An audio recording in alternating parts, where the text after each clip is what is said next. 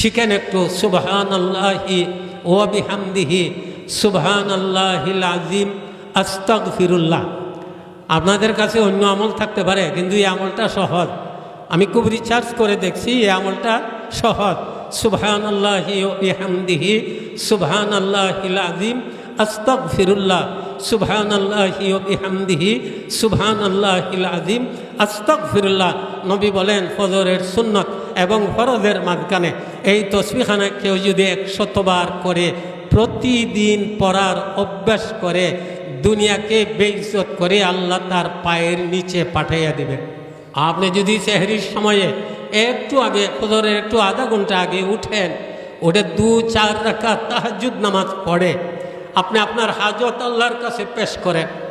আজকে অভাব যে জিনিসের, আল্লাহর নবী হাদিসে বলে গেছেন, ওই সময়ে 2-4 রাকাত তাহাজ্জুদ নামাজ পড়ে আপনি 2টা হাত উঠাইয়া যখন চৌকের পানি ছাইরা দিবেন, আপনার কান্না দেখে আল্লাহর আরশ কান্দা শুরু করে দেয়। চুবরারন আজ পেশিমানি আনি আর শেলর যত আর আনি নীল মুজিনিবি। গুনাহগার গুনাহ স্মরণ করে করে যখন কান্দে, আল্লাহর আরশ কান্দা শুরু করে দেয়। আল্লাহ ডাইকে বলেন, আরশ কাঁদছ কেন? আরশ জবে বলে, আল্লাহ দুনিয়ার ওই বন্দারা কাঁদছে, এদের কান্না আমি আরশের সহ্য হয় না। এ আরশ কি চাও? নবী বলেন, আরশ জবে বলে, আল্লাহ ওই কান্নেওয়ালাদের মাফ না করা পর্যন্ত আমি আরশ আমার কান্দা ছাড়মু না। আল্লাহ থেকে আল্লাহ তাআলা ডাইকে বলেন, আরশ কান্দিস না, তুমি যাদের কান্না সহ্য করতে পারো না আমিও সহ্য করতে পারি না, শান্ত হইয়া যা। কান্নেওয়ালা বন্দাবান্দির গুনাহ খাতা আমি আল্লাহ মাফ করে দিলাম। এক হাদিসে নবী বলে গেছেন, একটা মানুষ যখন কান্দে, দোহন করা দুধ, নবী উদাহরণ দেওয়া বলেন, দোহন করা দুধ গাভীর স্তন থেকে টান্না বাহির করলে পড়ে, এরপরে যেভাবে ওই দুধ গাভীর স্তনের ছিদ্র দ্বারা ঢুকানো সম্ভব না, এইভাবে কান্নেওয়ালাদের আল্লাহ তাআলা দুজখের আগুনে জ্বালাইবেন না। মেরে মাহতারাম, নবী আরো বলেন, শেষ রাত্রে উঠে নিরিবিলি বৈশা গুনাহগুলো স্মরণ করে করে মানুষ যখন কান্দে, আল্লাহর ডরে কোনো মানুষের শরীরটা যদি কাঁপিয়া যায়, শীতকালের গাছের পাতা যেভাবে ঝইরা পড়ে, এইভাবে এই মানুষটার শরীরের গুনাহ খাতা জইরা পইড়া যায়। নবী আরো বলেন, আল্লাহর ডরে কোনো মানুষের শরীরের লোম যদি দাঁড়ায় যায়, এই মানুষটার শরীরের উপর 3000 বছরের জ্বলন্ত দুদখের আগুনকে আল্লাহ তাআলা হারাম করে দেন। আওয়াজ দিয়ে সবাই বলেন, ইবাদত বন্দেগী করতে সবাই রাজি আছেন? এছাড়া তো আর কোনো উপায় নাই। মকসদে জিন্দেগি করবেন আপনি ইবাদত বন্দেগী, দুনিয়া মরণে কবরে হাসরে সব জায়গায় আপনি লাভবান। আপনি যখন ইবাদত বন্দেগী শুরু করে দিবেন, একটা গুরুত্বপূর্ণ কাজ, শেষ রাত্রিতে উঠেন, একটা উত্তর দেন, আপনারা আল্লাহর সাহায্য পাইতে সবাই রাজি আছেন? একটু আওয়াজ দি বলেন। চোখদা খা হদেকে মায়ারি কুনদ ময়লে মারা জানিবে জারি কুনদ। আল্লাহ যদি কাউকে সাহায্য করার চান, ভালো করে জানে রাখেন, আল্লাহ যদি কাউকে সাহায্য করার চান, সাহায্যের আগে আল্লাহ তারে দেয়া কান্দান। সে যখন কান্দে, নগদ আল্লাহর সাহায্য তার কাছে আসে। আল্লাহর সাহায্য পাওয়ার একটা ব্যবস্থাপনা, নিরিবিলি বসেন, বিশেষ করে সেহরির সময়ে ফজরের একটু আগে উঠেন আর 2-4 রাকাত তাহাজ্জুদ পড়ে ইবাদত বন্দেগীর হক আদায় করতে যেয়া আল্লাহর কাছে কান্নাকাটি করেন। আর একটা কথা জেনে রাখবেন, সুবেহ কি হাওয়া হাজারো বিমারিও কি দাওয়া। সুবেহ কি হাওয়া হাজারো বিমারিও কি দাওয়া। সকালের খোলা বাতাস হাজার রোগের চিকিৎসা হিসাবে কাজ করে। আপনি সকালে উঠেন, সেহরির সময় উঠেন, পারলেন না ফজরের আজানের সাথে সাথে উঠেন। এই সময় যদি আপনার ঘুম ভাঙে, ফজরের সুন্নত আপনি ঘরে পড়েন। ফজরের সুন্নতের 2টা নিয়ম রয়ে গেছে, একটা হইল গড়ে পড়া, এরপরে ফরজ পড়ার জন্য মসজিদে যাওয়া, আর একটা হইল প্রথম রেখাতে সূরাতুল ফাতিহার পরে কুলিয়া সূরা, দ্বিতীয় রেখাতে সূরাতুল ফাতিহার পরে কুল হুয়াল্লাহ সূরা। গড়ে সুন্নত পড়ে আপনি এই নিয়মে সুন্নত পড়া আপনি মসজিদের দিকে রওনা দেন, তাসবিহ হাতে নেন, আপনার ঘরের আহলিয়া যারা তাদেরও উঠান, তারও যেন সুন্নত পড়ে। ফরজের সময় একটু বাকি আছে, এর ভিতরে আপনি একটা আমল করেন, এবাদত বন্দেগী। আল্লাহ তো বলেন ওয়াবুদুল্লাহ, এবাদত বন্দেগীর যত শাখা আছে একটা একটা খুঁজে আপনি আমল করেন, কি পাবেন? আব্দুল্লাহ ইবনে উমর রাদিয়াল্লাহু তাআলা আনহু নবীর পার্শ্বে বসা, একটা লোক আসছে একবারে দুরবস্থা। নবী বলেন তোমারই অবস্থা। নবী আমি গরিব, আমি অভাবী, আমি ঋণী।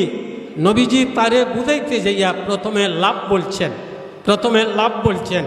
নবী বলেন এরে আল্লাহর বান্দা, আমি এমন একটা আমল তোমাকে বলছি যে আমলটা আসমানে করে।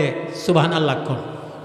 একটা তসবিহ। নবী বলেন এমন একটা তাসবির কথা বলছি যে তো আগ্রহ আসে, আমরা কিছু কথা বলি মানুষের আগ্রহ আসার জন্য। নবী বলেন এমন একটা তাসবির কথা আমি বলছি যে তসবিহ আসমানে পড়ে, যে তসবিহ জমিনে পড়ে, যে তসবিহ বাতাসে পড়ে, যে তসবিহ ফাইন্যে পড়ে, যে তসবিহ গাছগাছরায় পড়ে, এক কথায় কমই বেশি 18,000 মখলুকাতে পড়ে। আমরা কথায় কথায় বলে থাকি কমে বেশি 18,000 মখলুকাত। আসলে আল্লাহর মখলুকাত কত আল্লাহ ছাড়া কেউ জানে না। এক কথায় আল্লাহর যত সৃষ্টি আছে সকল সৃষ্টি এই তসবিহখানা পড়ে। আওয়াজ দি সবাই সুবহানাল্লাহ। নবী প্রথমে লাভ বুঝান, দেখো এমন একটা তসবিহ, যে তসবিহ আসমানে পড়ে, যে তসবিহ জমিনে পড়ে, যে তসবিহ বাতাসে পড়ে, যে তসবিহ মাটিতে পড়ে, যে তসবিহ গাছগাছরায় পড়ে, কমে বেশি আল্লাহর সকল সৃষ্টি পড়ে। এই তসবিহখানা নবী বলেন আমার কথা মতো যদি পড়তে পারো, নবী বলেন আমার কথা মতো ফজরের সুন্নত এবং ফরজের মাঝখানে তুমি যদি পড়তে পারো, নবী বলেন দুনিয়াকে বেইজ্জত করে আল্লাহ তোমার পায়ের নিচে পাঠাইয়া দিবেন।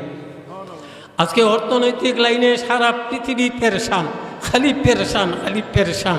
আমি বলি আমলে লাগিয়া যান, দেখেন অর্থনৈতিক লাইনে কি হয়।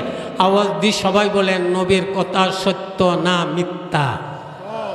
আমার নবী বলেন এরে আল্লাহর বান্দা, যে তসবিহ সকল সৃষ্টি পড়ে, এই তসবিহখানা আমি নবীর কথা অনুযায়ী যদি তুমি পড়ো, দুনিয়াকে বেইজ্জত করে আল্লাহ তোমার পায়ের নিচে পাঠাইয়া দিবেন। আমরা ভারত সফর করছি, মকবরায়ে কাসিমি জিয়ারত করছি। কাসিম নানতুবি রহমতুল্লাহ আলাইহি ওনার কাছে বেটা টাকার বান্ডিল নিয়ে গেছে, হুজুর হাদিয়া। এই হাদিয়ার আমার প্রয়োজন নাই, আমার কোনো জরুরত নাই, গরিব দিকে দেয়া দাও না হুজুর, না আমি নিমু না। সে খুঁজতেছে তার জুতা কোথায়। ও জুতার ভিতরের যে বেষ্টি একটা চামড়া থাকে, এটা উঠাইয়া টাকার বান্ডিল জুতার ভিতরে ঢুকাইয়া আবার চামড়াটা রাইকিয়া চলে আসছে। এবারে উনি মসজিদের বাহিরে পাও ঢুকাবেন, জুতার ভিতরে পাও তো আর ঢুকে না, টাকার বান্ডিলে তো বইরা রয়েছে, ঢুকে না। কি হয়েছে? চামড়া সরায় দেখা যায় যে টাকা নিয়ে গেছিল উনি গ্রহণ করেন নাই, এই বান্ডিল জুতার ভিতরে ঢুকাইয়া দিছে। সুবহানাল্লাহ। উনি বলছিলেন রে টাকা তোমাকে আমি চাই না, আল্লাহ এই তোমাকে আমার জুতার ভিতরে ঢুকাইয়া দিছেন। মেরে মহতরম, নবীর কথা, নবী বলেন আমার কথা অনুযায়ী যদি আমল করতে পারো, তাসবিহখানা আদায় করতে পারো, দুনিয়াকে বেইজ্জত করে আল্লাহ তোমার পায়ের নিচে পাঠিয়ে দিবেন। লোকটা বলে নবী আমি তো তাওই চাই, বলেন শিখেন একটু। সুবহানাল্লাহি ওয়া বিহামদিহি সুবহানাল্লাহিল আযীম আস্তাগফিরুল্লাহ। আপনাদের কাছে অন্য আমল থাকতে পারে, কিন্তু এই আমলটা সহজ। আমি খুব রিসার্চ করে দেখছি, এই আমলটা সহজ।